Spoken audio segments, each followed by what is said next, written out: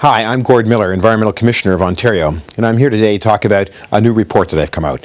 Last year, in 2009, the Government of Ontario passed a new piece of legislation called the Green Energy and Green Economy Act, and that amended my legislation, the Environmental Bill of Rights, giving me new responsibilities with regard to reporting on energy conservation in Ontario.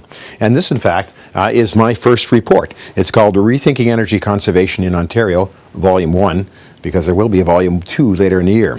But I'm just here to give you a little bit of an outline of what's in this report. So, the report is about energy conservation and my responsibilities, which is where energy is not just the electricity, it's electricity, natural gas, propane, oils, and transportation fuels. Now, so it's the full spectrum of energy use in Ontario.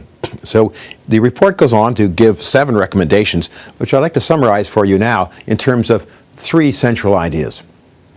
The first idea is that the Province of Ontario I'm recommending should have a comprehensive energy conservation strategy which involves all those fuels. That's really necessary to get on with business in all the sectors. The second idea is that we have to involve the public to a greater extent in our discussions and targets and what we do about energy conservation. There has been some public consultation, but not nearly enough, and the public has been left out at some of the key decision making, so that has to change. And thirdly, we have to get on with business in energy conservation, and I think the first step is about target setting and setting benchmarks. And what do I mean by that? Well, many people are frustrated. They don't know, what is my state? What is my situation with respect to energy conservation in, say, my building or in running my transportation fleet?